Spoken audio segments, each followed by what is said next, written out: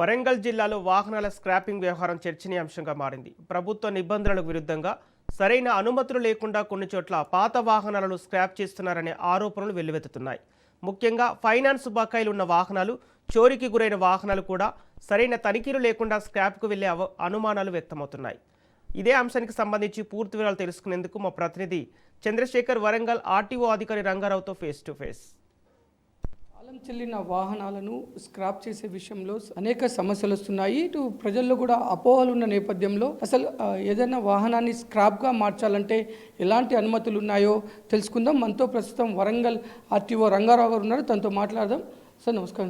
Sir వాహనాలు scrap విషయంలో ఎలాంటి గైడ్ లైన్స్ ఉన్నాయి, ఆర్టీఏ రూల్స్ ఏ విధంగా ఉంటాయి? వెహికల్కి సంబంధించిన రిజిస్టర్డ్ ఓనరు మాకు ఒక అప్లికేషన్ ఇవ్వాలి, ఒరిజినల్ ఆర్సీతో సహా పట్టుకొని వచ్చి 6 రోజు వరకు ట్రాన్స్పోర్ట్ వాహనం అయితే ఆ వాహనానికి సంబంధించిన ట్యాక్సెస్ మొత్తం క్లియర్ ఉండాలి. నాన్ ట్రాన్స్పోర్ట్ అయితే లైఫ్ ట్యాక్స్ ఉంటుంది కాబట్టి లైఫ్ ట్యాక్స్ వెహికల్ కాబట్టి దానికి ఏమీ అవసరం లేదు. కంపల్సరీ రిజిస్టర్డ్ స్క్రాప్ సెంటర్లోనే ఈ వాహనాలు స్క్రాప్ కావాలి. అట్లా మీరు ఎక్కడ పడితే అక్కడ స్క్రాప్ చేసుకుంటే కంప్యూటర్లో బ్లాక్ లిస్ట్లో అలాగే ఉండిపోతాయి వెహికల్స్. మీరు అంటే ట్యాక్స్ డ్యూలో కంటిన్యూ పెరుగుతూనే ఉంటుంది. ఈ నాన్ ట్రాన్స్పోర్ట్ వెహికల్ అయితే ఎక్కడైనా మళ్ళీ ఆ నెంబర్ వేసుకొని ఎక్కడైనా దొరికితే మీరు కూడా బాధ్యులు అవుతారు. అలా కాకుండా రిజిస్టర్డ్ స్క్రాప్ సెంటర్లో స్క్రాప్ చేసుకుంటే కంప్యూటర్లోకి వెళ్ళి పర్మనెంట్ రికార్డ్ వెళ్ళిపోతుంది. ఆ కాగితం మీరు పెట్టుకున్నట్టయితే మీకు ఫ్యూచర్లో ఎలాంటి సమస్య ఉండదు.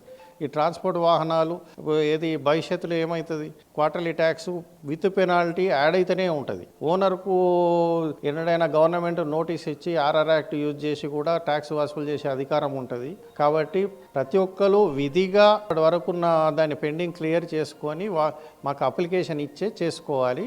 అది రిజిస్టర్డ్ స్క్రాప్ సెంటర్లోనే. సార్ ఇటీవల కాలంలో చూస్తే సార్ ఇటు మన వరంగల్ ఆటో నగర్లో కూడా ఒక 3-4 స్క్రాప్ సెంటర్లు నడుస్తున్నాయి. వాళ్ళు కూడా ఎలాంటి అనుమతులు లేకుండానే స్క్రాప్ చేస్తున్నది కూడా మనకి సమాచారం ఉంది. వారిని అడిగితే ఓన్లీ ఆర్సీ పేపర్ జిరాక్స్ను ఆధార్ కార్డు తీసుకొని మేము స్క్రాప్ చేస్తున్నామని వారు చెప్తున్నారు. అలాంటిపైన ఆర్టీ అధికారులకు ఏమైనా చర్యలు తీసుకోవచ్చా? వాళ్ళకి దాని విషయంలో మీరు ఏం చెప్తారు సార్? ప్రైవేటు ప్రెమిసెస్లలో పోవడానికి మాకు చట్టంలో ఎటువంటి ప్రొవిజన్ లేదండి.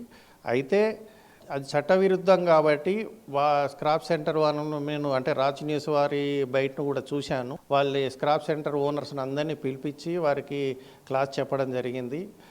స్క్రాప్ చేయాలంటే అంటే ఎలాంటి జాగ్రత్తలు ఉండాలనేది వారికి కూడా క్లాస్ చెప్పడం జరిగింది. భవిష్యత్తులో ఇటువంటివి ఉంటే మేము కూడా కంప్లైంట్ చేయడం జరుగుతుంది. వారి మీద చట్టంలో ఎలాంటి ప్రొవిజన్స్ ఉన్నాయో చూసి చర్య తీసుకోవడానికి మేము కూడా ప్రయత్నిస్తాం. అంటే మేమనేది ఏంటంటే సార్, ఇప్పుడు ఈ అక్రమంగా వాళ్ళు ఎలాంటి అనుమతి లేకుండా చేయడం వల్ల కొంత మిస్లీడ్ అయ్యే అవకాశం ఉంటుంది. అంటే ఫైనాన్స్ ఉన్న బండ్లను కూడా చేసే అవకాశం ఉంటుంది, కేసులలో ఉన్న దొంగ బండ్లను కూడా స్క్రాప్ చేసి మాయం చేసే అవకాశం ఉంటుంది. కాబట్టి వాటిపైన ఏమన్నా ఆర్టీఏ అధికారులు చర్యలు తీసుకోవచ్చా, లేదంటే ఎవరు చర్యలు తీసుకోవచ్చు సార్ దీని విషయంలో? ఒకసారి వెహికల్ ఖండం అయిపోయిన తర్వాత రికార్డ్ లేకపోతే అసలు అది స్క్రాప్ అయినట్టు కూడా మనకు ఇన్ఫర్మేషన్ ఉండదు కదా. దాని మీద చర్య తీసుకోవడానికి మనకు ఎలాంటి అవకాశం ఉండదు. అందుకని వారిని పిలిచి కౌన్సిలింగ్ చేయడం జరిగింది. రికార్డు మెయింటైన్ చేయాలి, రిజిస్టర్ మెయింటైన్ చేయడం చెప్పడం కూడా జరిగింది.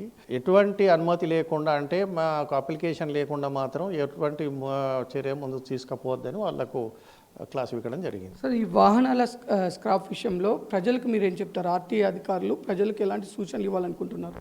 ప్రతి ఒక్కరు విధిగా చట్టాన్ని ఫాలో కావాలి. ఎప్పుడైనా ఇది మెడకు చుట్టుకుంటాయండి. అప్లికేషన్ ఇవ్వకుండా కంప్యూటర్లకు వెళ్ళి దీన్ని స్క్రాప్ చేయకుండా అంటే మీరు లెటర్ పెట్టుకోకుండా చేస్తే ఎన్నటికైనా మీరు బ్లాక్ లిస్ట్లో ఉంటారు. ఆ వెహికల్ మీకు ఉన్నట్టుగానే రికార్డులో ఉంటుంది.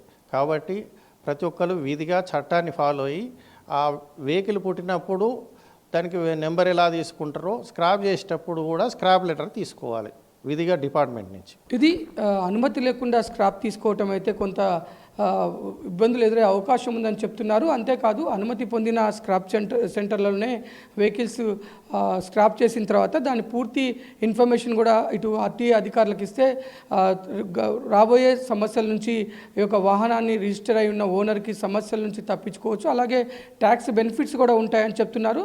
ఎవరైతే అక్రమంగా స్క్రాప్ వ్యాపారం నిర్వహిస్తున్నారో వారికి పలు సూచనలు చేశాము. ఎలాంటి ఆధారాలు లేకుండా మా అనుమతి లేకుండా వారు స్క్రాప్ చేయొద్దని వారికి తెలియజేయడం జరిగిందని, కొంత ప్రభుత్వం నుంచి కూడా సరైన గైడ్ లైన్స్ కూడా ఆర్టీఏలకు రావాలి. ఎందుకంటే ఇటు స్క్రాప్ విషయంలో సరైన గైడ్ లైన్స్ లేకుండా ఉండటంతో కొంత విధులు నిర్వహించే కాడ కొంత సమస్యలు కూడా ఉత్పన్నమవుతున్నాయని వరంగల్ ఆర్టీఓ రంగారావు గారు చెప్తున్నారు. కెమెరామెన్ బాలుతో చంద్రశేఖర్, రాజ్ న్యూస్, వరంగల్.